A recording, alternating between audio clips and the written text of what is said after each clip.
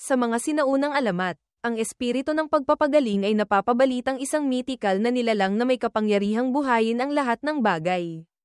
Nagdadala ng mga kamangha-manghang himala. Ang kanyang nakabibighaning kagandahan at kapangyarihan ay nagudyok sa sangkatauhan na sambahin siya bilang isang Diyos. Ngunit sa kadiliman, isang misteryosong bulong ang umalingaw-ngaw sa tawag ng isang maalamat na dragon. Puno ng pananabik at pag-asa. Sa gayong kabantugan, magagamot kaya ng espiritu ng pagpapagaling si Carlos, ang minamahal na alagang paniki ng dragon. Yumuko ito. Ang mahabang sungay nito ay marahang dumampi sa isang maliwanag na kumikinang na salamangkang bilog. O, mabait na espiritu, bulong ng dragon. Ang malalim nitong boses ay may bahid ng matinding paniniwala. Ikaw na kayang paginhawahin ang lahat ng sakit ng dakilang manlilikha. Panginoon ng panahon, na tumatawag sa iyo, pakita ka. Isang ngiti ng pag-asa ang sumilay sa kumikinang at makaliskis nitong mukha. Kung ipahihiram mo sa akin ang iyong kapangyarihan, patuloy ng dragon, buo ang loob, babayaran kita ng karapat-dapat na halaga. Ngayon, sagutin mo ang aking tawag. Agad, ang bilog ng sigil sa ilalim nito ay nagliyab sa nakasisilaw na liwanag. Mula sa gitna ng salamangkang bilog, isang binata ang lumitaw, nakabaluktot pa sa kumot, nanlaki ang kanyang mga mata sa pagtataka na parang kagigising lang sa panaginip. Natigilan ng dragon, nanigas sa kinatatayuan. Hindi makapaniwala sa nakikita. Si Kim Jin, ang binata, ay gayon din kataka. Tumingin siya sa paligid. Kumakabog ang puso sa pagkalito. Ang dragon, bagamat bigo, ay sinubukang manatiling kalmado at pinagmasdan siya. Ito ba ang nakabibighaning kagandahan na pamantayan ng sangkatauhan? Bulong nito. Puno ng pagdududa ang boses. Ngunit pagkatapos ay iwinaksi ang pag-iisip. Nagtuon sa mahalaga. Hayaan na ang itsura. Ang kapangyarihan mo ang mahalaga. Espiritu ng pagpapagaling. Ipahiram mo sa akin ang iyong kapangyarihan. Hindi pa rin maintindihan ni Kim Jin ang nangyayari.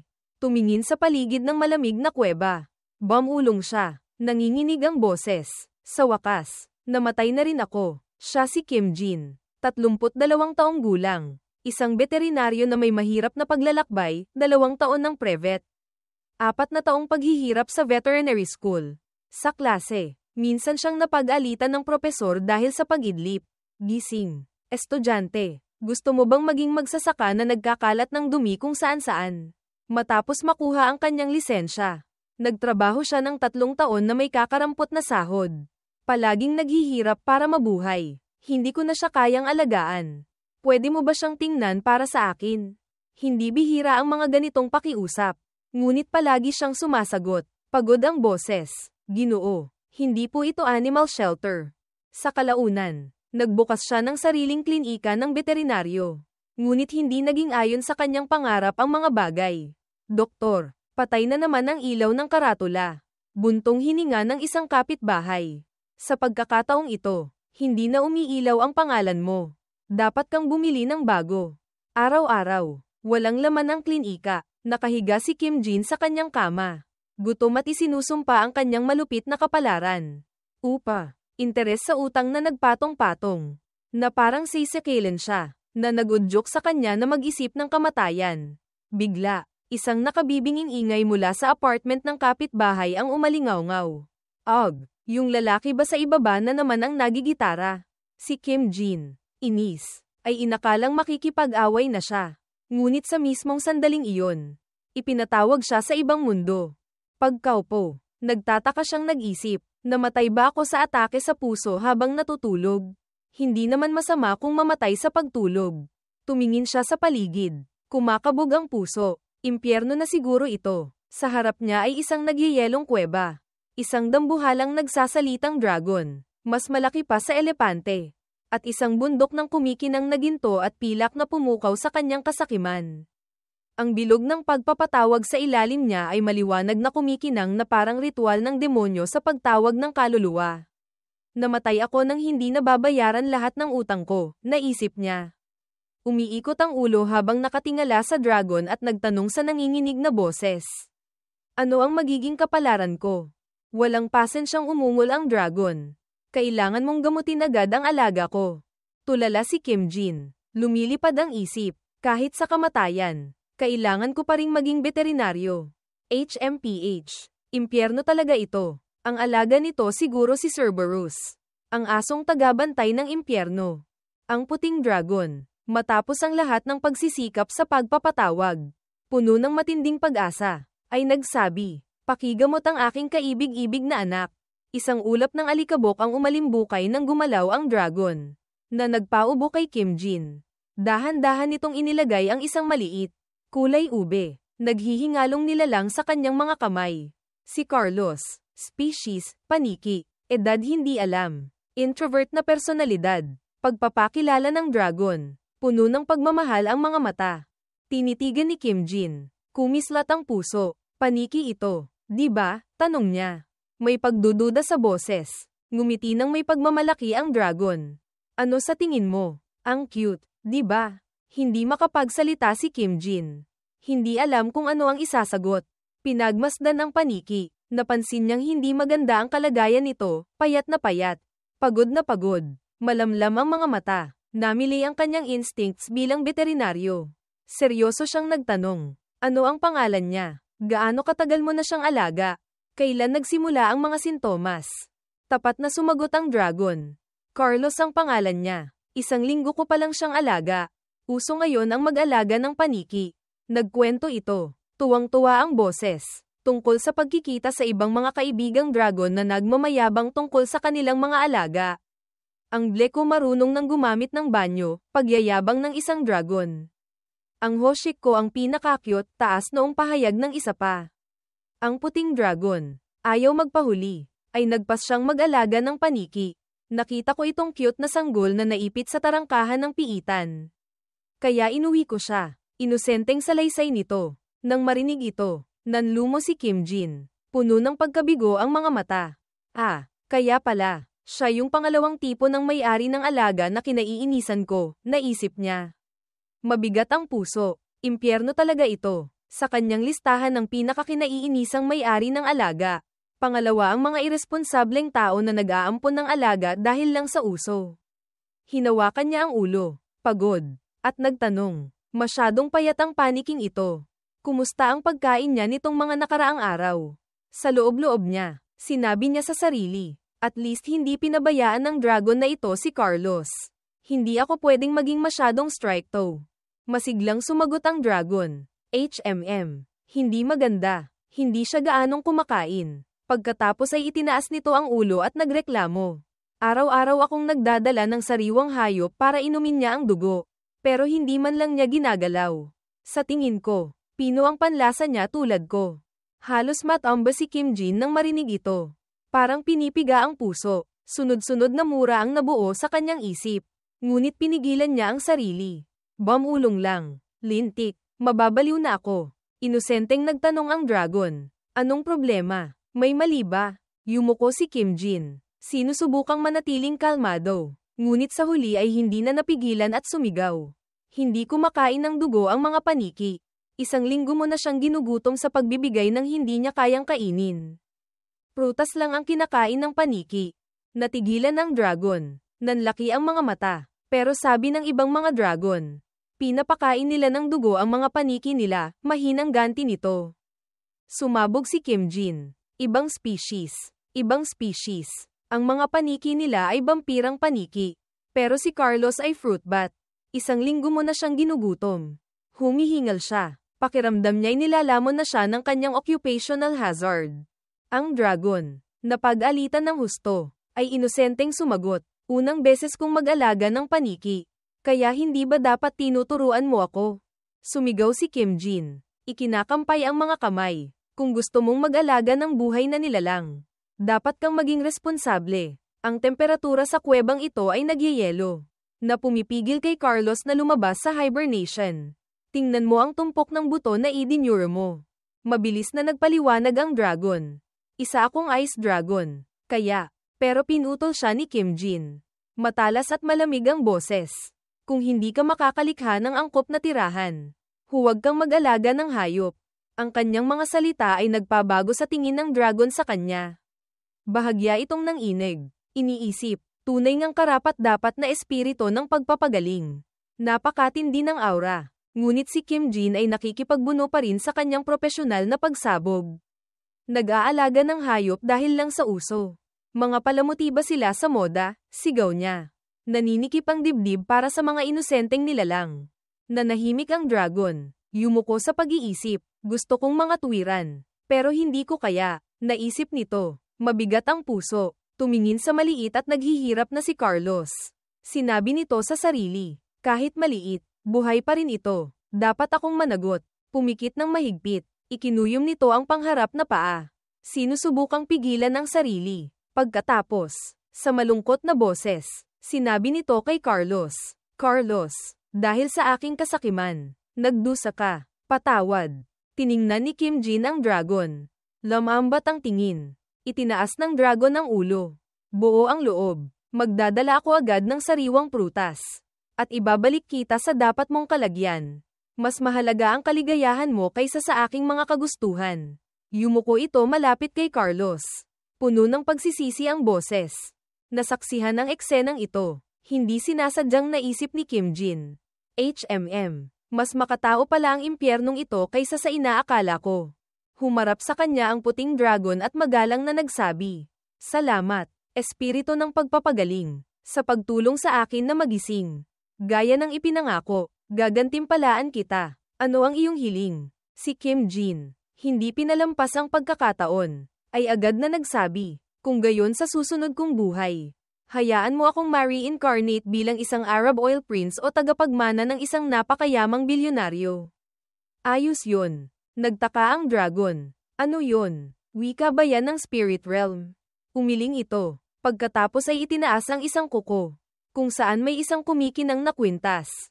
Bibigyan kita ng isang mahiwagang bagay na naglalaman ng aking banal na kapangyarihan. Gamit ito, makakalikha ka ng kahit anong gusto mo.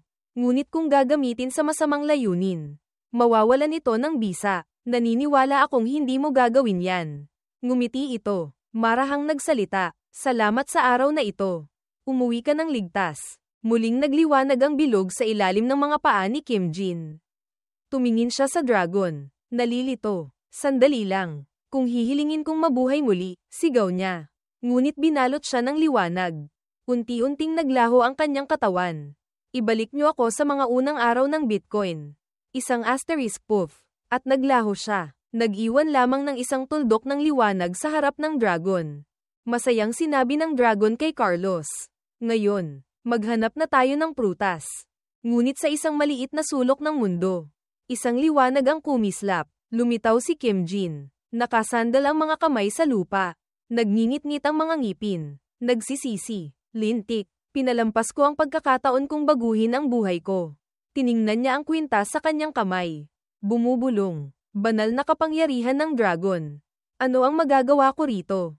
Pagkatapos ay tumikim siya, at hindi man lang niya itinuro sa akin kung paano gamitin. Anong klaseng dragon to? Parang manloloko. Bigla, isang malakas na boses ng lalaki ang sumigaw. Hoy, ikaw dyan. Tumingala si Kim Jin at nakita ang isang lalaking may bitbit na dalawang malalaking kahon.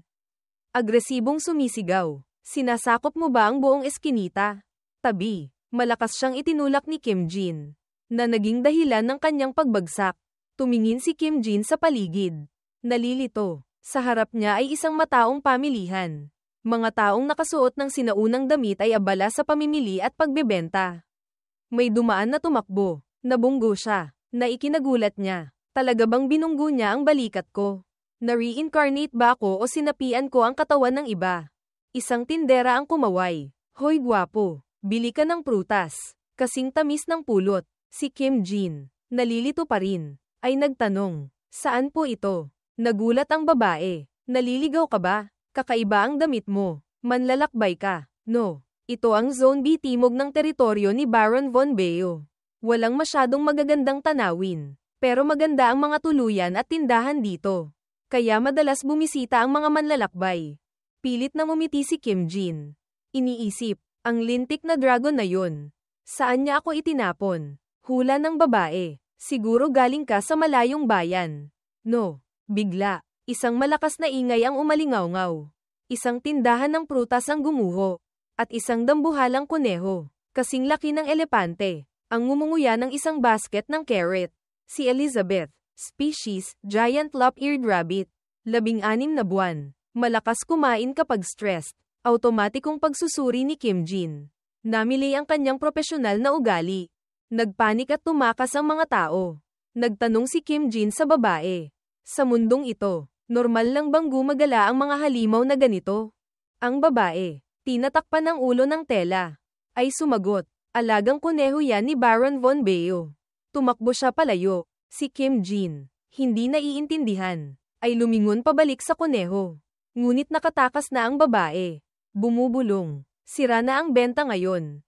Lahat ay tumakas. Nagpanik din si Kim Jin. Napansin niya ang isang batang babae na hindi nakatakas. Nakatayo at umiiyak sa harap ng dambuhalang kuneho. Huhuho, nanay. Ibinuka ng kuneho ang malaking bibig nito. Nakakatakot ang matatalas nitong ngipin. Sumugod si Kim Jin. Kumakabog ang puso. Paano naging kuneho ang bagay na ito? Hinawakan niya ang batang babae at tumalon sa gilid. Pareho silang bumagsak sa lupa. Masakit ang katawan niya ngunit nagtanong pa rin. Okay ka lang ba? Bago pa siya makapagdiwang sa pagliligtas sa kanya.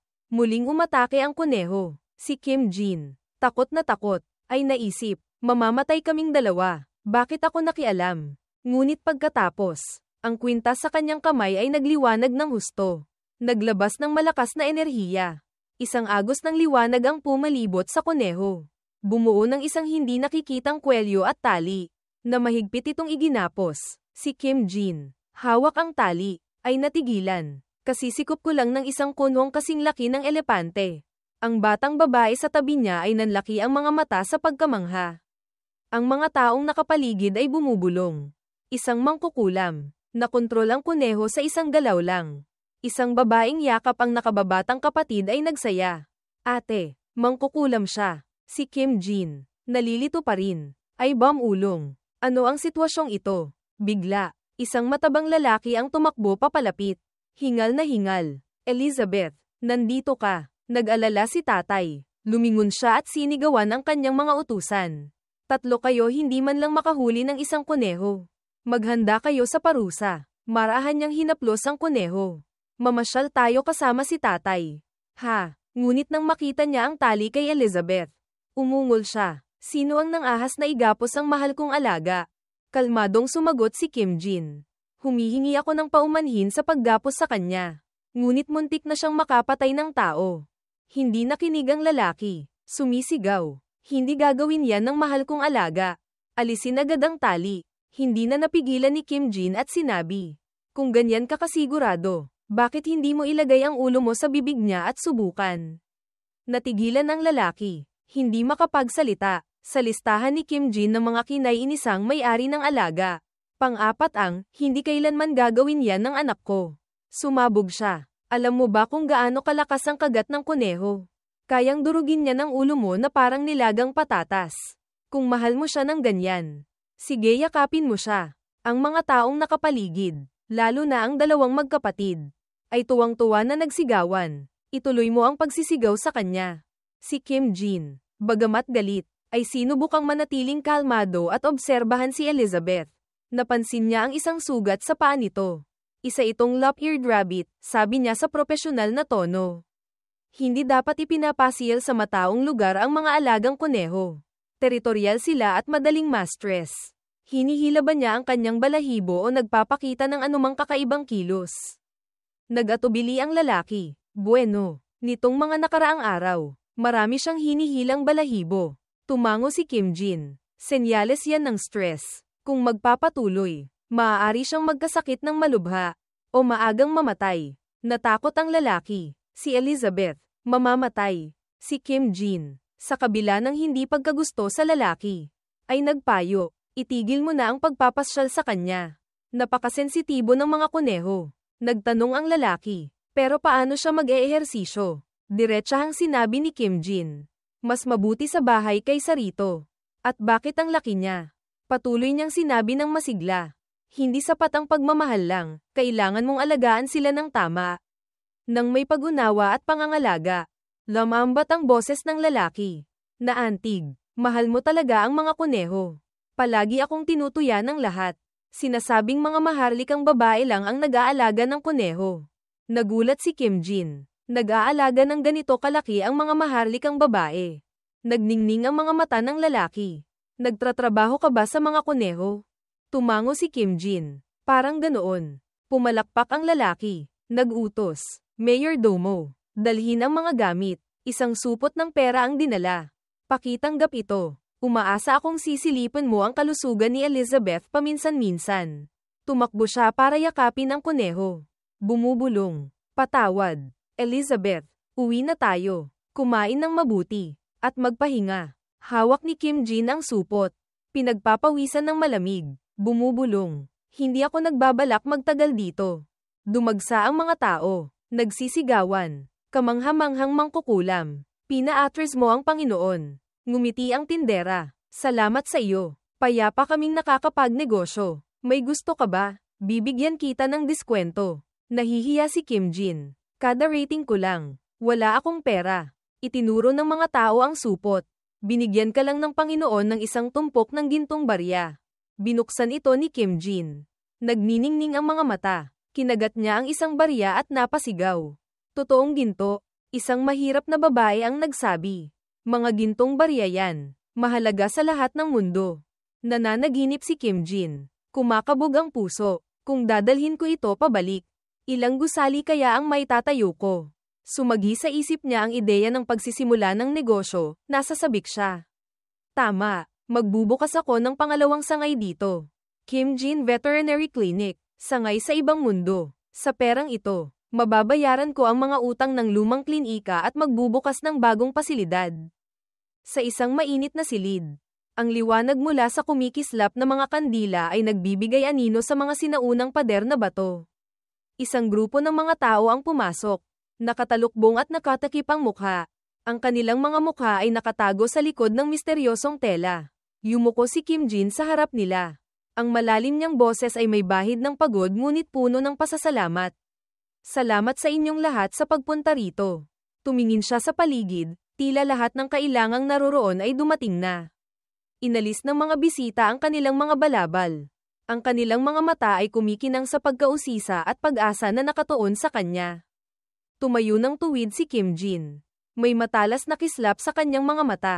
Umaasa akong isa sa inyo ang mapipili. Sabi niya, mababa ngunit may awtoridad ang boses. Sa isang sulok ng silid. Isang babae at isang lalaki ang tahimik na nagmamasid. Ngayon, magsimula na tayo. Yumuko siya. Tinatakpan ng anino ang bahagi ng kanyang mukha. Lumilikha ng isang hangin ng mapanganib na misteryo. Isang bahagyang ngisi ang sumilay sa kanyang mga labi habang bumubulong. Isang laro ng buhay at kamatayan. Ito ang panayam para sa mga empleyado ng Kim Jin Veterinary Clinic. Naaalala ang nakaraang araw. Kumikislat pa rin ang puso ni Kim Jin. Ang matabang maharlika na may mapagbigay ng ngiti ay tinapak siya sa balikat. Magbubukas ka ng klinika. May kailangan ka ba? Bahay, pera, o lupa? Salamat sa kanyang kabutihang loob. Ang pagbubukas ng pangalawang sangay ng Kim Jin Veterinary Clinic ay naging mas maayos kaysa sa inaasahan. Binigyan pa siya nito ng isang malaking bahay, na ikinagulat ni Kim Jin at tahimik na nagsaya. Gaya ng inaasahan ko, ang koneksyon ang pinakamahalagang bagay sa buhay. Malakas siyang tumawa, puno ng damdamin ng puso. Parang mahal ko na siya. Gayunpaman, ang palamuti sa tindahan ay medyo nagpapakunot pa rin sa kanyang noo.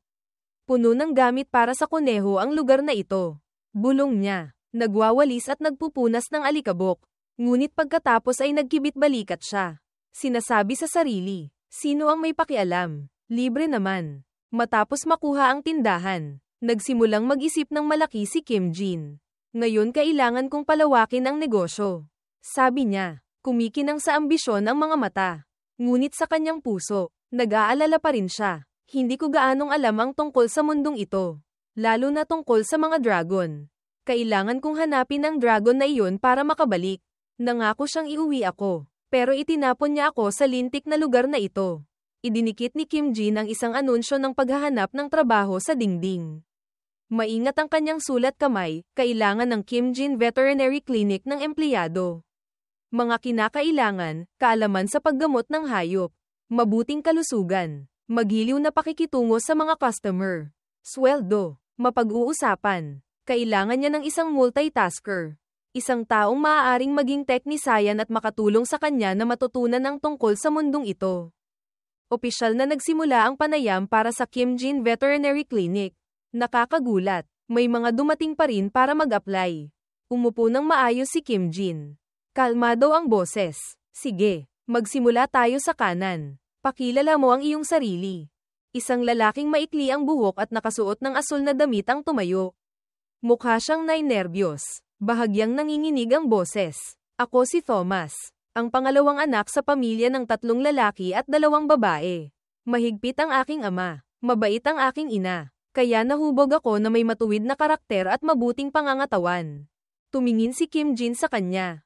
Hindi gaanong maganda ang ekspresyon. Walang personalidad. Naisip niya. Itinala ito. Masyadong tradisyonal. Hindi namumukod tangi. Ang sumunod ay mas may kumpiyansa. Hello. Ako si Philip. Ang pangalawang aplikante. Sabi niya. Masigla ang boses. May tradisyon ang aming pamilya sa pagtatrabaho sa mga hayop. Agad na nagliwanag ang mga mata ni Kim Jin. Kumislat ang puso. Oh, partikular na ano? Tanong niya. Puno ng interes ang boses.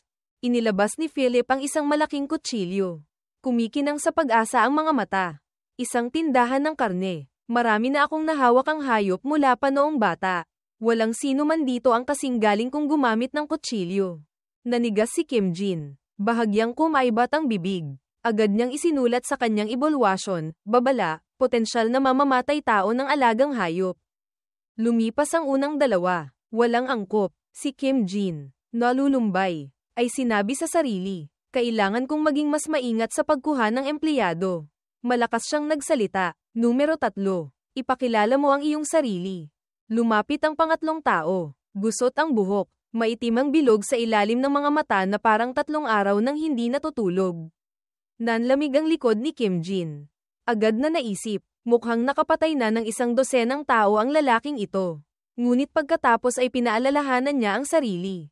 Huwag husgahan sa panlabas na anyo. Magalang siyang nagtanong. Mukha kang sobrang stressed. Bakit mo gustong magtrabaho rito? Biglang nag-alburuto ang lalaki. Sumisigaw. Ikaw ang sikat na mangkukulam. Di ba? Desperado na akong naghahanap ng tulad mo. Pakiusap. Gamitin mo akong basahan sa paa mo. Hindi makapagsalita si Kim Jin.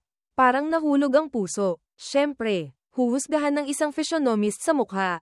Naisip niya, namumuo ang pawis sa noo. Lalong nagiging kakaiba ang lalaking ito. Lumalapit kay Kim Jin. Bamulong na parang baliw. Salamang ka. Salamang ka. Si Kim Jin, takot na takot, ay sumigaw. Huwag kang lumapit sa akin. Sabi ko huwag kang lumapit. Naging magulo ang sitwasyon, halos mawalan na siya ng kontrol. Bigla, ang tahimik na nakaupong babae sa dulo ay nagsalita. Kalmado ang boses. Doktor, kailan ang turno ko? Si Kim Jin, nakikipagbuno sa kakaibang lalaki, ay namutla. Ngayon ba ang oras para itanong yan? Tulungan mo ako. Walang pag-aatubiling tumayo ang babae. Kung gayon tutulungan kitang maglinis. Sabi niya, malamig ang boses. Natigilan si Kim Jin. Ha? Ano ang sabi niya? Bago pa niya maintindihan. Nagpakawala siya ng isang suntok na kasing bilis ng kidlat sa mukha ng Maniakis. Ang malakas at tumpak na suntok ay nagpatamba rito. Nakataas ang mga kamay at paa sa langit. Nakangiwi ang bibig. Tulala si Kim Jin. Kumakabog ang puso. Hindi makapaniwala sa nakikita. Ang babae, na may kagandahang nagniningning na parang sinag, ay lumapit. Kalmado ang boses. Ang pangalan ko ay Selena. Isa akong eksperto sa hayop at alam ko ang ilang pangunahing paraan ng paggamot. Sa madaling salita, may karanasan ako. Halos matamba si Kim Jin. Kumikinang sa pagkamangha at paghanga ang mga mata. Sobra na ito para sa mundong ito. Naisip niya. Agad na binigyan siya ng 100 puntos. Tanggap ka na, pahayag niya. Puno ng pag-asa ang puso. At sa gayon, natagpuan ng Kim Jin Veterinary Clinic ang unang teknisayan nito. Isang magandang araw sa bayan. Mainit na sikat ng araw ang pumasok sa bintana. Nagpapaliwanag sa bagong opisina ni Kim Jin. Nakaupo siya roon. Sabik ang puso, ngunit hindi dumating ang kanyang assistant na si Selena. Bumagsak ang kanyang kalooban. At bamulong siya ng 3 mapapait na salita. Lintik, talaga. Bamantong hininga siya sa sarili. Medyo minadali ko yata ang pagkuha sa kanya kahapon. Saan ako pupunta para magdikit ulit ng anunsyo para sa trabaho? Bigla, may kumatok sa pinto. Nagulat, sumili ang Pag-asa. Mabilis niyang binuksan ang pinto. Nakangiti ng malapad. Hello, kumain ka na? Ngunit sa harap niya ay isang binata na may maningning na anyo. Nahihiyang kinakamot ang ulo.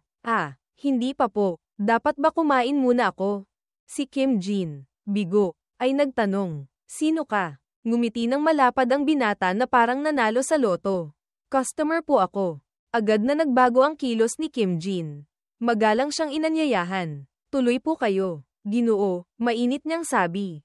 Tubig po o tsaa? Masaya ang binata. Tsaa po, na parang nakalimutan ang lahat ng alalahanin. Sabik na nagpunta si Kim Jin para magtimpla ng tsaa. Nagsasaya ang puso. Unang customer ng pangalawang sangay. Unang hakbang para makabayad ng utang.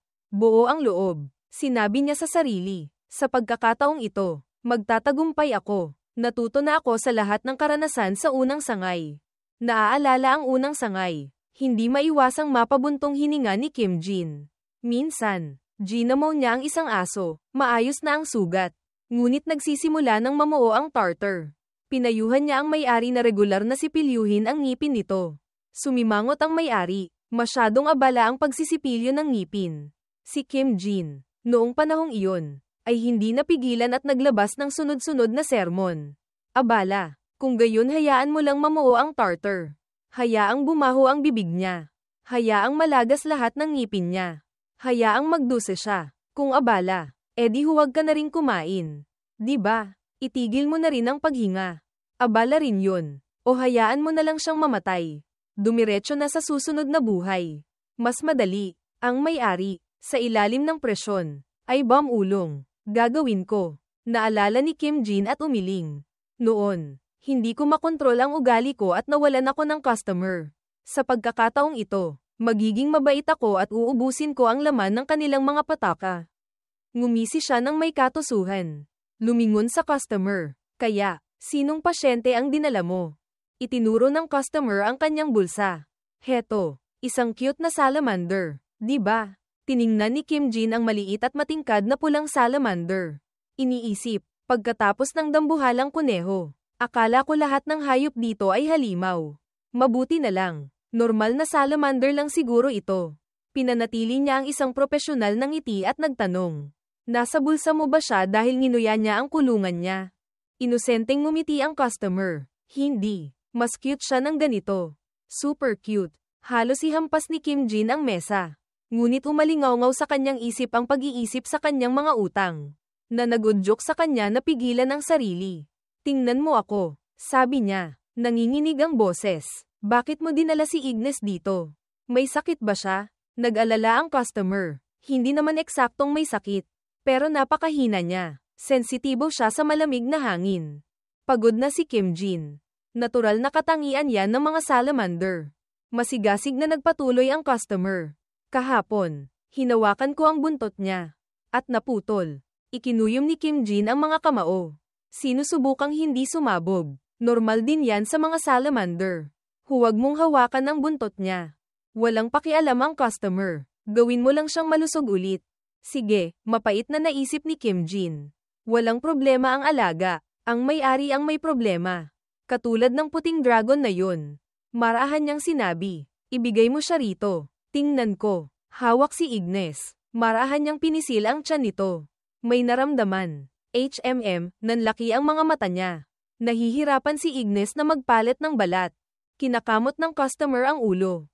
Magpalit ng balat. Ano yun? Nagbabala si Kim Jin. Mag-ingat ka kapag hinawakan mo siya. Medyo agresibo si Ignes. Taga-kalye. Biglang namaga ang mga pisngi ni Ignes. Nanginginig ang katawan. Nagtaka si Kim Jin. Anong problema? Lumaki ang bibig nito na parang may laman. Isang kakaibang liwanag ang kumislap sa ilalim ng mga paa nito. Anong nangyayari? Nanlaki ang mga mata ni Kim Jin. Ibinuka ni Ignes ang bibig at nagbuga ng maliit na bowl ang apoy. Biglang lumitaw si Selena. Ang bagong empleyado, kasing bilis ng kidlat, hinayla si Kim Jin sa gilid. Tumama siya sa dingding. Masakit. Nagbuga si Ignes ng bowl ang apoy. Mabuti na lang walang tinamaan. Malamig na sinabi ni Selena. Muntik ka nang masunog ng isang fire salamander. Unang araw pa lang, muntik ko nang mawala ang boss ko. Si Kim Jin. Masakit ang katawan. Ay ulong. Mas mabuti pang masunog kaysa rito. Napanatag siya. Matyaga ang boses. Si Ignes. Fire salamander. Edad hindi alam. Nagbubuga ng apoy kapag nanganganib. Hindi natin siya maaaring suriin ng walang proteksyon. Ang customer. Naakit sa cool na kilos ni Selena. Ay napasigaw. Wow, ang ganda mo. Si Kim Jin. Masakit ang ulo. Ay nagtanong. Mayroon ka bang baluting hindi tinatablan ng apoy? Lumingon si Selena sa customer. Saan mo nakuha itong fire salamander? Ang customer. Tuwang-tuwa. Pinulot ko ito sa bundok doon. Nahulog agad ang loob ko nang makita ko siya kaya inuwi ko. Niyakap niya si Ignes at nagtanong kay Selena. Alaga ba ito? Kalmadong sumagot si Selena. Hindi. Ngunit ilegal ang pag-aalaga ng fire salamander. Masyado silang mailap para alagaan. At bumababa ang kanilang bilang dahil sa ilegal na pangangaso.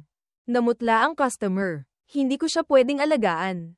Tiniyak siya ni Selena. Huwag kang mag-alala. Kung sasabihin nating inaalagaan natin siya para gamutin. Hindi nila papansinin. Ngunit kailangan mo siyang pakawalan pagkatapos niyang gumaling. Ang customer, lumuluha, ay niyakap si Ignes. Gusto mong paghiwalayin kami ni Ignes. Hinding-hindi, tumakbo siya, sumisigaw. Hayaan niyo kaming magmahalan. Si Kim Jin, kagagaling lang sa pagkakatama sa dingding. Ay nakita ang kanyang pera na tumatakbo palayo. At nanginig. Anong problema ng lalaking yun? Kalmadong sinabi ni Selena. Siguro nagpasya na silang umuwi. Naging kulay ube ang mukha ni Kim Jin. Itinuro niya ang pinto. Madilim ang boses. Wala pa tayong nagagamot. Saan siya pupunta? Tatayo ka lang ba dyan at manunood? Yumuko si Selena. Mahina ang boses. Sige, hahabulin ko siya. Humihingal si Kim Jin. Gulong-gulo ang isip. Magtatagumpay kaya ang unang paggamot sa Kim Jin Clinic? Sa mataong kalye, nagmamadali ang mga tao. Masayang umaawit ang tindera ng prutas. Wala na ang kuneho ng Panginoon. Kaya gumanda na talaga ang buhay. Basta't abala siya sa paglalaro kasama ang Panginoon. Hindi na masisira ang mga tindahan. Ang ganda talaga ng buhay. Pagkatayo pa lang niya, isang lalaki ang tumakbo nang walang tingin-tingin sa kanya, ito ang customer. Kasama si Selena na humahabol. Sa likod ni Selena ay si Kim Jin. Lahat sila ay mabilis na tumatakbo. Namutla sa takot ang unang customer ng klinika.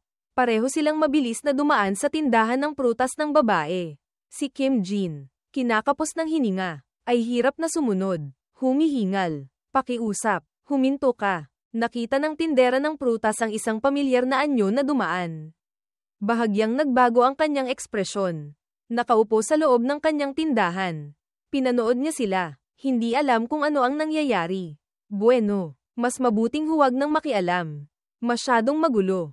Ang customer, nasasaktan at pagod, ay tumakbo ng pinakamabilis. Nagtataka. Bakit? Bakit ako hinahabol ng dalawang yun? Sinusubukan nilang kunin si Ignes sa akin. Ang lalaking ito ay sobrang stressed.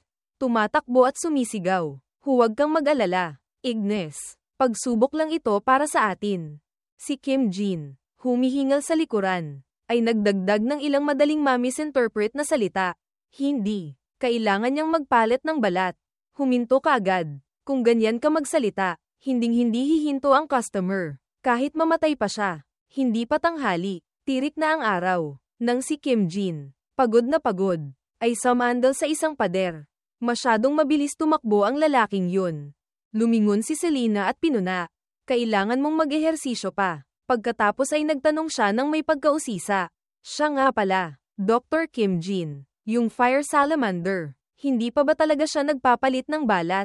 Pagod na sumagot si Kim Jin. Tama ka, at higit pa riyan. May 2 o 3 patong na. Kaya kailangan ng alisin agad. Mahalagang impormasyon ito, dahil sa malalim na pagmamahal sa mga hayop. Kumunat ang noo ni Selena.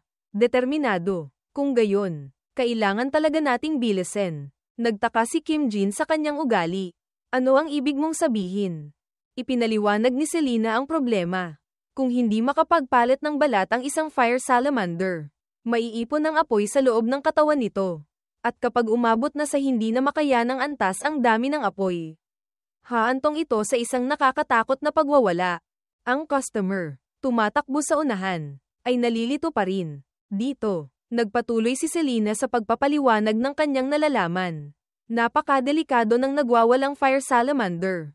Kayang gawing abo nito ang buong lugar na ito. Hindi lang ang may-ari ang maaapektuhan. Iba ang mga alagang hayop dito kaysa sa mundo ni Kim Jin. Nakikinig siya. Naninindig ang balahibo. Hindi alam kung ano ang gagawin sa sitwasyong ito. Siguro nandito lang yan sa paligid. Bilisan natin. Nang maiwanan sina Kim Jin at Selena, nakahanap ng bagong taguan ang customer. Binuksan niya ang pinto. Tumingin sa paligid. Sige, siguro hindi nila ako nasundan dito. Inilagay ang salamander sa mesa. Masaya at tuwang-tuwa niyang sinabi rito. Ligtas na tayo ngayon. Ignes, kita mo, walang makapaghihiwalay sa atin. Pagkatapos, mabilis niyang kinuha ang isang kwaderno. Oh, kailangan kong gawing kanta ang alaalang ito. Nasaan ang papel? Muli siyang nag-abala. Dumating na ang inspirasyon ko. Siguradong obra maestra ito para sa mga susunod na henerasyon. Purihin natin ang pag-ibig ng siglong ito sa pamamagitan ng kanta. Hindi na mamalayan na ang kanyang alaga ay nagbubuga na ng mga wisik ng apoy. Ang customer ay abala sa kanyang mga himig. Lalalala. Oh, ang kapangyarihan ng pag-ibig. Lalong namula ang salamander. At lalong tumindi ang mga senyales na ibinibigay nito. Malakas siyang kumanta. Dahil mahal kita. Oo. Ang kanyang salamander ay hindi na matatag. Nanlalaki at walang laman ang mga mata. Walang emosyong maipakita. Pagkatapos ay masaya siyang lumingon at nagtanong. Haha, ano sa tingin mo? Boom, isang pagsabog na parang bomba ang nangyari sa harap mismo ng kanyang mga mata. Isang nakasisilaw na liwanag ang sumiklab. Nagpaliwanag sa buong silid. Makapal na alikabok ang tumakip sa lahat. Imposible nang makita ng malinaw. Sinikap ng customer na bumangon matapos masugatan sa pagsabog. Ano yun? Nakatayo sa silid, na ngayon ay dagat ng apoy. Tulala siyang nakatingin. Hindi maintindihan kung bakit. Ano ang nangyari? Isang kisap ng apoy. At nakita niya ang silweta ng kanyang salamander sa impyerno. Napasigaw siya sa di makapaniwalang pagkamangha. Ignes, anong nangyari? Ikaw ba ang gumawa nito? Ang customer na ito, sa halip na sisihin ito, ay marahan at maingat na nagtanong sa kanyang alaga. Anong problema? Galit ka ba sa isang bagay? Pero kahit ganoon, bakit ka biglang nagbuga ng apoy na ganito? Inabot niya ang kamay para hawakan ito. Mag-ingat ka, delikado. Umalis na tayo agad dito. Gayunpaman, nakita ng salamander ang kanyang kamay bilang banta at nagpatuloy sa pagbuga ng apoy. Napansin ang mga senyales ng paparating na gulo. Sinubukan niyang pigilan ito. Halika na. Ngunit sa sandaling ito, ibinuka ng salamander ang bibig ng malapad. At maraming espiritual na enerhiya ang lumabas. Kumikinang. Ang liwanag na iyon ay tumama sa nalilitong mukha ng may-ari. Hindi siya makapaniwala. Iniisip, hindi niya ako babugan ng apoy. Ngunit sa kasalukuyan, ang bibig ng alagang mahal niya ay nakabuo ng isang malaking bowl ang apoy. Naglalabas ng nakakatakot na enerhiya. Iniisip pa rin niya, pamilya tayo. Biglang lumipad si Selena at niyakap siya. Inabot pa rin niya ang kamay para sa kanyang alaga. Sumugod din si Kim Jin at maingat na sinunggaban ang salamander. Mahigpit na nahawakan. Hindi makalaban ng salamander. Nahihirapan si Kim Jin sa init ng maliit na nilalang. Nagtanong siya sa kanyang empleyado. Selena, ang ibig sabihin ba ng pagwawala ay pag-atake sa iba? Nagsimula nang kumalat ang apoy sa silid. Ang babae, hawak pa rin ang customer, ay nagsabi, mukhang tuluyan na siyang nawalan ng malay. Kung pababayaan natin siya ng ganito, magbubuga siya ng mas malaki pang apoy. Bilisan mo, pakalmayin mo siya. Si Kim Jin, ang pangunahing tauhan, ay nahaharap sa isang nakamamatay na banta. Inudyukan niya ang sarili, pakalmayin sa sitwasyong ito. Pagkaisip pa lang nito, nagsimulang magbuga ang bibig ng maliit na salamander ng isang umiikot na apoy. Nagliwanag ang kwintas na ibinigay sa kanya ng puting dragon kanina. Sa sandaling ito, naisip niya, kailangan ko ng pamatay apoy. Kasabay nito, naglabas ang kwintas ng isang spray can. Mabilis na nagkaroon si Kim Jin ng pamatay apoy sa kamay. Nang makita ang eksaktong gusto niya, Nanlaki ang kanyang mga mata. Bumuka ang bibig. Ha! Nang walang gaanong pag-iisip, isinpray niya ang buong lata sa fire salamander. Nang makitang natakpan ng bula mula sa spray can ang mukha ng salamander na parang puting nyebe. Tumingin ito sa kanya ng mga inosenteng mata na parang gustong mapalo. Bilang tugon sa tingin na ito, muli niya itong isinpray para sa ikagiginhawa. Matapos ang lahat, tiningnan ni Kim Jin ang ipinatawag ng kwintas at kinilala. Medyo kapaki-pakinabang din pala ang kwintas na ito. Mayroon na siyang panlaban sa apoy. Ngunit mayroon pa ring ilang apoy sa mga sulok ng bahay. Ang customer at si Selena, nasasaksihan ito, ay labis ding nagulat. Ito ang unang pagkakataon na nakakita sila ng ganitong eksena. Sabi niya, kahit papaano, kumalma na siya. Pagkatapos ay lumingon siya sa customer. Okay ka lang ba? Hindi pa bumabalik sa katinoan ang lalaki. Bumubulong. Nagwawala. Pagkatapos ay umupo siya. Sa wakas ay nakahinga ng maluwag at naisip ang dahilan. Tama. Kung hindi dahil doon, hinding-hindi aatake si Ignes. Kung hindi siya magpapalit ng balat. Ganito ang mangyayari. Tama, natutuwa akong nalaman ko na ngayon. Ngayon mas maalagan ko na siya. Nang marinig ang mga salitang ito, nag-react si Kim Jin. Lumingon sa customer. Nagtataka. Seryoso ba siya? Pagkatapos ay direkta niyang tinanong muli ang customer. Kahit sa ganitong sitwasyon, yan lang ba ang gusto mong sabihin? Sa kabila ng pag-atake ng sariling alaga, hindi ito nakahadlang sa kanyang pagmamahal sa mga hayop. Huwag kang mag-alala. Hindi nagbago ang nararamdaman ko para kay Ignes. Maaari nating itayong muli ang bahay. Kahit masunog ulit, okay lang sa akin. Sa wakas ay hindi na napigilan ni Kim Jin at naglabas ng sama ng loob sa customer. Kung magpapatuloy ito, masusunog din ang bahay ng kapitbahay. At posibleng may masaktan. Ang matigas ang ulo na customer na ito ay nagpakita pa rin ng mukhang nagkasala at nagsabi. Kaya mula ngayon, siguradong aalagaan ko na siya.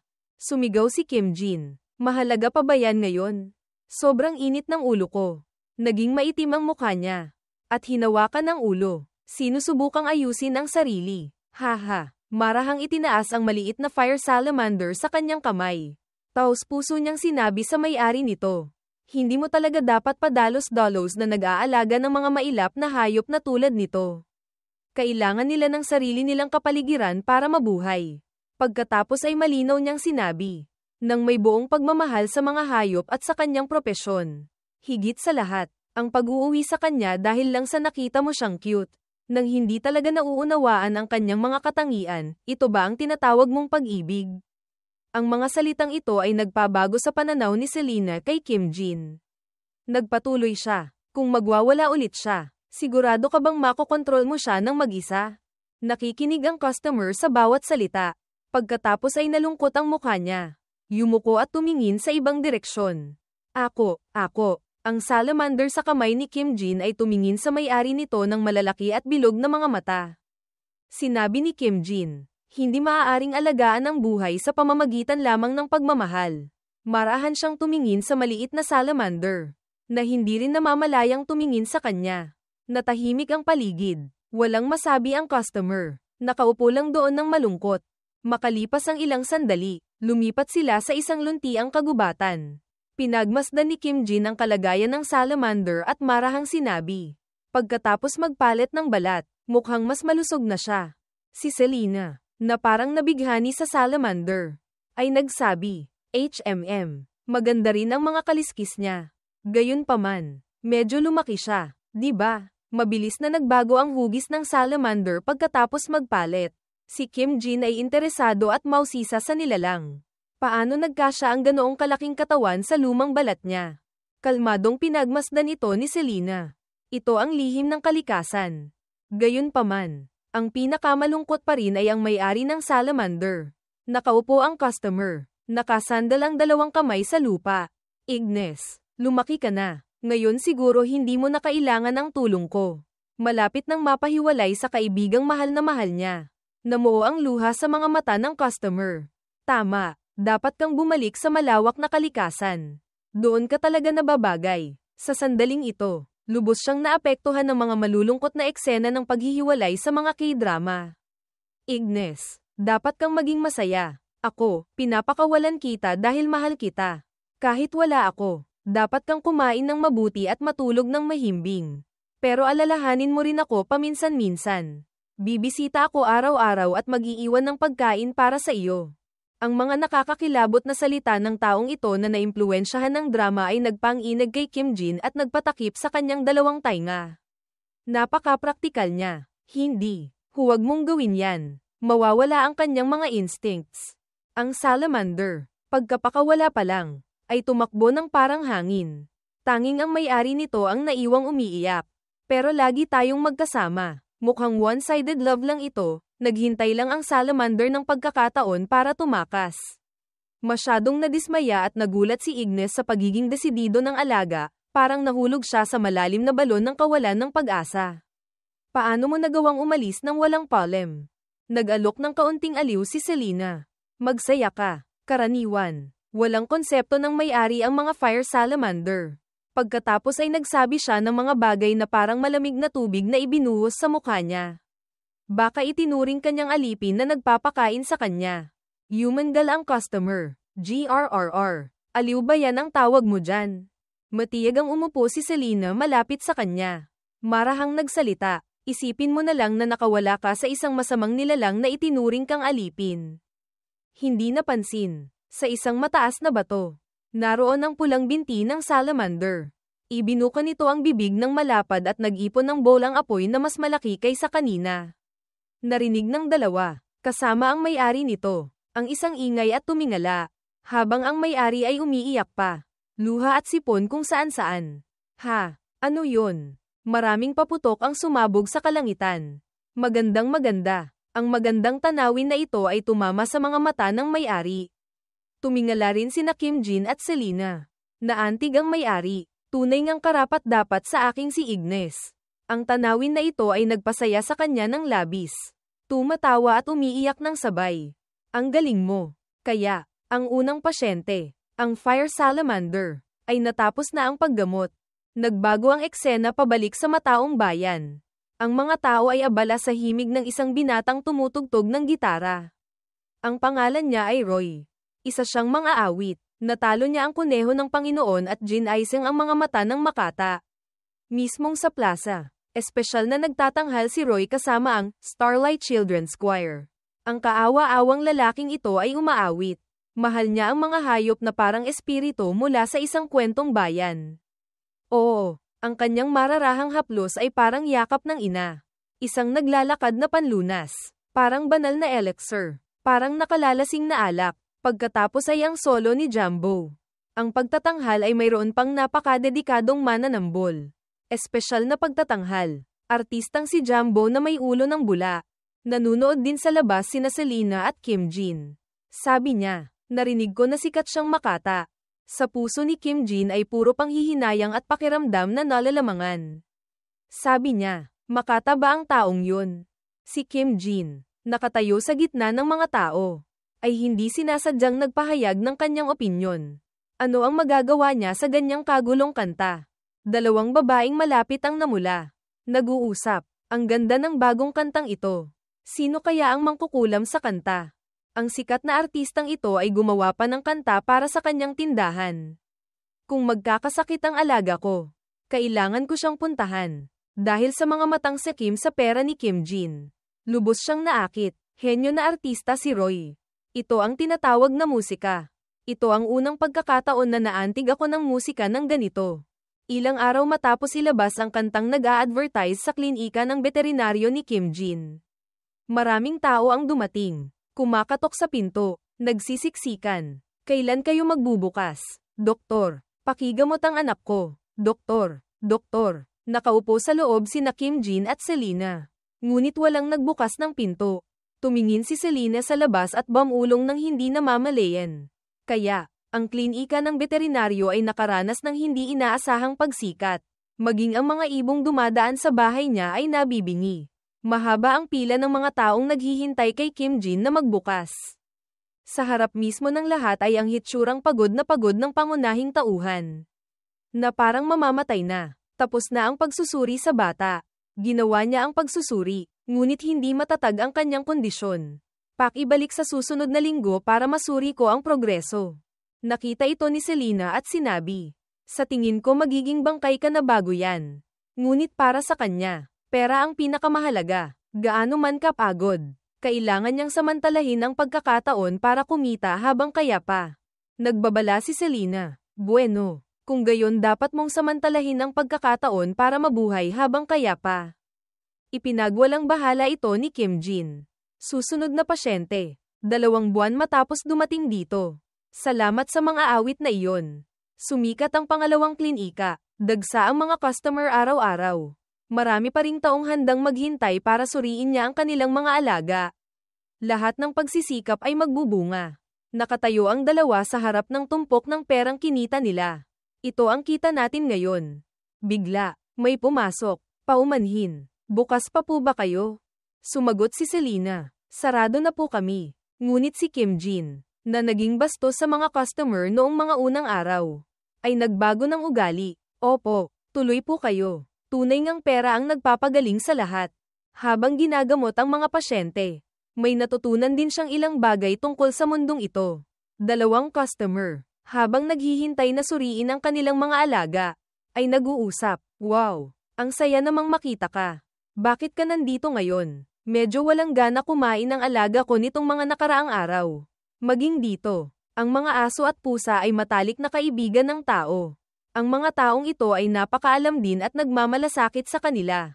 Kailangan pa niyang humaba ng hindi bababa sa 50 centimeters.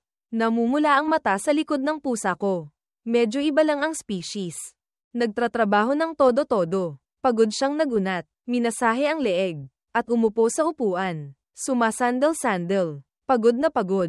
Mamamatay na ako. Masipag din si Selena. Pinaalalahanan niya siya. Susunod na ang huli. Nang marinig na malapit na siyang magpahinga, sumigla si Kim Jin. Mabuti naman. Anong klaseng hayop yan? Sumagot si Selena. Isa itong salmon. Dati silang mga asong pangangaso. Ngunit kamakailan lang ay naging sikat na silang alaga. Gayunpaman, dahil medyo agresibo sila sa lahat maliban sa kanilang may-ari, mataas daw ang bilang ng mga iniiwan. Tumingala siya at bahagyang ngumiti. Bumubulong. Sana maranasan din yan ng mga nag-aalaga ng hayop batay sa uso. Tiningnan siya ni Selena at seryosong nagpatuloy. Sabi nila kapag lumaki, kasing taas na siya ng itaas na bahagi ng katawan ng tao. Ang kanyang mga kuko at ngipin ay matatalas din na kayang punitin ang balat ng baboy ramo. Mas mabuti pang mag-ingat ka. Ang mga salitang ito ni Selena ay nagdulot ng pangamba kay Kim Jin. Iniisip, mukhang napakabangis na aso. Makalipas ang ilang sandali, dinala ng customer ang isang kahoy na kahon. Hello, ang aso, na sinasabing mabangis, ay lumabas na parang isang kaawa-awang bola ng balahibo. Oo, species, aso na salmon. 2 buwan, napakatapat. Si Selena, pagkakita pa lang dito, ay unang nagsalita. Narinig ko na 3 buwan pa lang siya. Nakalimutan kong sabihin yan. Mabilis na ipinaliwanag ng may-ari ang kalagayan ng alaga. Mula kahapon, paika-ika na siya. Doktor, sa tingin mo ba may sugat siya kung saan? Nalilito pa rin si Kim Jin. Nasaan ang paa niya? Maingat at maislan niyang kinuha ang maliit na aso. Tingnan ko. Matapos suriin ng ilang sandali, naisip niya, dapat matatag na ang mga kasukasuan ng isang 3 buwang gulang na hayop. Itinaas ang maliit na paa. Natuklasan niya ang isang maliit na tinik doon. Umungol sa sakit ang aso. Nanginginig ang paa. Mabilis niyang nalutas ang problema. Ginamit ang tiyanik para alisin ang tinik. Natusok ng tinik ang paa niya. Dapat okay na siya ngayon. Bebendahan ko lang ng kaunti. Ang maliit na aso, matapos malutas ang problema, ay naging masaya at maningning na parang bulaklak ulit. Ngowa-ngowa, sa harap niya. Gamulong-gulong ito. Ipinapakita ang kanyang tuwa sa isip ni Kim Jin. Habang pinanunood ito, naisip niya, mukha siyang bola ng sinulid. Ang kaibig-ibig na bagay na ito ay nagpasaya sa kanya at nagpagan ng kanyang kalooban. Bahagya siyang ngumiti. Si Selena, nakatayo sa itaas, ay napansin ang kanyang ugali. Masayang inuwi ng may-ari ang alaga. Lubos siyang nasiyahan sa serbisyo rito. Kumaway si Selena ng palem. Bumagsak si Kim Jin sa mesa. Sa wakas tapos na. Biglang nagsalita si Selena. Mukhang masaya ka. Nakahiga sa mesa. Tumingin siya. Nagpatuloy si Selena. Nakita mo bang napaka-cute ng tuta na yun? O dahil ba tapos na sa wakas ang trabaho? Pagkatapos, nanatili sa pagod na postura. Nagtanong siya, bakit ka mausisa tungkol dyan? Pagkatapos ay nagsalita ng totoo si Selena. Nakikita kang masaya sa mga dahilang hindi pera. Napakakakaiba. Ang pahayag na ito, papuri man o puna, ay nagpatikhim sa kanya. Talagang nauubusan ako ng sasabihin sa iyo. Pagkatapos ay tumingin siya sa labas ng may pagod na mga mata. Wala lang talagang pasyenteng malubhang na sugatan ngayon. Ang pinakamahirap na bahagi ng pagiging veterinaryo ay ang patuloy na makita ang mga hayop na may sakit. Habang lalo akong nagmamalasakit sa kanila, lalo akong nasasaktan. Kaya sinubukan kong maging mas pigil sa emosyon at rasyonal. Ngunit naaalala noong isang customer ang dumating para kunin ang kanilang alaga. Nandito ako para kunin si Minmong, hindi siya nag-atubili at naging prangka sa customer. Ang may-ari na nag-iwan sa kanilang may sakit na alaga ng isang buwan para magbakasyon. Hello, sigurado akong nagsaya ka ng husto. Di ba? Mula noon, nagsimula na rin siyang maging bastos sa kanilang mga may-ari. Ang pag-alala sa mga lumang kwento ay nagpabigat lamang sa kanya. Tumayo siya ng may buntong hininga. Hay, sige na, malapit na tayong magsara. Kaya magsimula na tayong maglinis. Napansin ni Selena na dumidilim na sa labas. Pagod siyang lumapit sa bintana. Lumingon at sumagot sa kanya. Gayunpaman, marami tayong customer ngayon. Kung gusto mong umuwi ng maaga, bilisan mong tulungan ako. Pababa na ang araw. Pagkasabi pa lang niya, isang lalaking nakatalukbong ang lumitaw sa bintana. Ang kanyang ekspresyon ay parang nananakot. Kim Jin. Pakiusap, tulungan mo ako. Naghanda ng wallet si Selena. Marahang sinabi ni Kim Jin. Selena, marunong ka bang magpaalis ng masasamang espiritu? Patuloy na binuksan ng lalaki ang bintana. Kim Jin. Akala ni Kim Jin ay zombie ito at sumigaw sa takot. Pumapasok na. Bigla, hinawakan siya ng lalaki at hinayla palabas. Mas masahol pa, kinaladkad niya si Kim Jin palayo sa klinika. Nakatayo si Selena sa loob. Pinanunood ang kanyang boss na dinudukot. Hindi man lang nakakibo. Dumidilim na. Kinaladkad ng lalaki si Kim Jin sa isang kagubatan. Lumuhad siya sa harap ng pagod na katawan. Pagod mula sa mahigit 10 oras na tuloy-tuloy na trabaho. Naku po, Kim Jin. Patawad po. Totoong patawad. Hindi ko akalaing ganyan kakaina na hindi mo man lang kayang tawirin ang burol na ito. Nakasubsob si Kim Jin. Hirap na hirap sa pagbigkas ng bawat salita. Manahimik ka na. Kailangan ng pagod na katawang ito ng pahinga. Agad-agad, pinilit ni Kim Jin na tumayo. Pero sino ka? Hindi ka naman mukhang multo. Naalala na ng lalaki at sumagot. Nakalimutan kong magpakilala. Itinuro niya ang sarili at magalang na nagpakilala ng maayos. Ako si Swai. Punong kitiwala ng lupaing ito. Kinaladkad kita rito dahil may dahilan. Pagkasabi nito, yumuko siya. Kim Jin. Narinig kong pinakalma mo ang kuneho ng Panginoon. Kaya, pwede mo ba akong tulungang hamuli ng isang mailap na aso? Ang pakiusap ng lalaking ito ay nagpalito kay Kim Jin. Sumunod na rin pala si Selena sa kanyang amo. Ipinaliwanag niya mula sa likuran. Hindi kami isang samahan para sa pagsagip ng mga hayop. Sinabi rin ni Kim Jin. Tama, veterinaryo ako. Hindi manghuhuli ng hayop. Gayunpaman, nagpumilit ang lalaki. Pero ikaw lang ang aming pag-asa. Dahil wala na talaga kaming masyadong oras. Lumingon si Kim Jin kay Selena. Hindi na malayang dumating na pala siya. Mausisa si Selena sa mga sinabi ng lalaki. Pagkatapos, ipinaliwanag niya, 2 buwan na ang nakalipas. Inangkin ng bagay na iyon ang lugar sa gitna ng bundok. Labis na malungkot ang kanyang ekspresyon. Tila wala nang magawa ang lalaking ito. Ngunit sa kasamaang palad, doon dumadaan ang aming ruta ng supply. Sinubukan naming hulihin ito, ngunit masyadong mabilis ang bagay na iyon. At ngayon, magsisimula na ang konstruksyon sa makalawa. Dahil sa nangyari, si Kim Jin, hindi sigurado, ay nagtanong muli, paano kung hindi natin ito mahuli? Humarap sa dalawa, sinabi niya ang totoo, magpapadala sila ng hukbo, kapag ang pagsagip ay itinuring na masyadong mahirap. Agad itong papatayin. Bilang isang dedikadong veterinaryo, nang marinig ito, nag-react siya. Tumingala si Swai sa langit. Umaasa, wala na talaga kaming oras. pakiusap, pagkatapos ay yumuko siya at nagmakaawa. Tulungan niyo kami. Nahirapan ang dalawa sa masalimuot na sitwasyong ito. Ikinagit ni Kim Jin ang labi. Matagal na nag-isip. Makalipas ang ilang sandali, kinamot niya ang ulo at nagtanong. Nasaan na ang asong yun ngayon? Kaya't pumayag na rin si Kim Jin nang may pag-aatubili. Hindi siya tumingin sa mukha ng lalaki ngunit tumango at nagsabi. Veterinaryo ako. Hindi pa ako kailanman sumubok hamuli ng hayop. Kaya kailangan ko munang makita ang asong iyon. Sa mata ni Swai, si Kim Jin ay parang isang tagapagligtas. Kumikinang sa emosyon ang kanyang mga mata. Opo, malapit na lang po rito. Ngunit napakadiretso pa rin ni Kim Jin. Itinukod niya ang mga kamay para tumayo. Hindi ko pa sinasabing tatanggapin ko. Dadaan lang ako para tingnan. Sinasabi niya yan. Pero alam ni Selena na siguradong gagawin niya. Dinala ni Swai ang dalawa sa ibang lugar. Itinuro niya ang unahan. Palagi siyang gumagala rito. Sa hindi malamang dahilan. Hindi pa siya umaalis sa lugar na ito. Bigla, isang ingay ang narinig sa malapit. Agad na naging alerto ang dalawa. Pinakikinggan kung saan nanggagaling ang ingay. May isang aso. Nakabuka ang bibig. Hirap huminga. Gumagawa ng mga tunog na humihingal. Pagkatapos ay lumitaw ito sa harap nila. Tumingin dito. Sinabi ni Kim Jin. Selena, baka ang bagay na ito ay... Sumagot siya. Opo, isa yang samon. Sa harap nila ay isang asong leon. Mayroon itong mahaba at makapal na buhok sa ulo.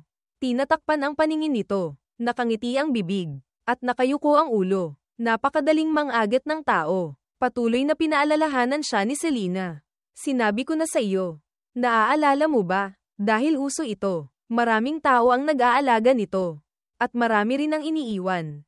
Napansin ni Kim Jin ang isang napakalumang kwelyo sa aso. Humarap ang tatlo sa asong leon. Unti-unti na itong nawawalan ng kontrol at gustong umatake. Tiningnan niya ang aso ng may awa. Iniisip, sabi niya 2 buwan nang nandito ang asong ito. Sa kalagayan nito, malamang matagal na itong hindi nakakain ng maayos. Bigla, isang sigaw ang umalingaw-ngaw. Tumingin sina Kim Jin at ang iba pa. Nagtataka, anong ingay yun? Halimaw ba yun? Si Kim Jin, medyo nataranta, ay hindi sinasadyang malakas na tumapak sa lupa. Agad na naapektuhan ng aso. Akala nito ay inaatake siya. Kaya naghanda ito at malakas na tumahol. Agad na tumakbo para atakihin si Kim Jin. Marumi ang katawan nito dahil sa maraming araw na hindi naliligo. Itinaas ni Kim Jin ang kamay. Sumugod ang aso sa tatlo sa kanila. Napakabilis kumilos ni Selena, lumipad siya at hinawakan ang 2 lalaki. Delikado, mahigpit na hawak ang amo. Tumakas siya. Sumigaw si Kim Jin. Ang pagtalikod at pagtakbo mula sa isang mabangis na aso ang pinakamasamang magagawa natin. Nagtataka siyang nagtanong, kung gayon ano ang dapat nating gawin? Maghintay na kagatin tayo hanggang mamatay. Si Kim Jin, takot na takot, ay lumingon at nagsabi, ang paggawa niyan ay mag-uudyok sa kanya na habulin tayo. Tinitigin niya ang aso, na nawawalan na ng kontrol. Kailangan nating humanap ng paraan para ma-distract siya. Ngunit bigla, lumingon ito at tumingin sa likuran. Nakatayo ang 2 roon. Hindi maintindihan kung ano ang gusto nito. Kaya medyo nakahinga sila ng maluwag. Ibinaba ni Selena ang 2 lalaki. Huminga ng maluwag. Bakit siya huminto? Hindi ba sabi mo asong pangangaso ito? Nag-atubili si Selena. Oo. Agresibo at asong pangangaso. Ang kakaiba, hindi na inatake ng aso ang 3 tao, lumingon ito at tumakbo palayo. Nakatayo roon si Kim Jin. Naguguluhan. Pero ang lapit na natin. At umalis lang siya. Tumakbo ang aso sa isang kuweba. Lumingon para tingnan sila. Napasigaw si Kim Jin. Bumalik na siya sa dati niyang pwesto. Napaka-impredictable rin ito. Bumantong hininga si Selena. HMPH. Hindi natin mahuhulaan ang iniisip niya. Si Swai, humihingal, ay nagsabi, hop, palagi siyang humahabol ng tao ng ganito. Kaya nitong mga nakaraang araw, maraming taga-kabilang nayon ang nagrereklamo. Tiningnan ni Kim Jin ang kaawa-awang aso ng may mapagmahal na mga mata. Isang ideya ang biglang nabuo sa kanyang isip. Nanlaki ang mga mata. Muling nagtanong si Kim Jin. Anong klaseng reklamo? Tapat na sumagot si Swai. Bueno. Parang may asong tumatahol ng napakalakas sa bundok. At parang napakadelikado. Kaya gusto nilang hulihin ito. Nang marinig iyon, itinaas ni Kim Jin ang kamay para kuskusin ang ilong.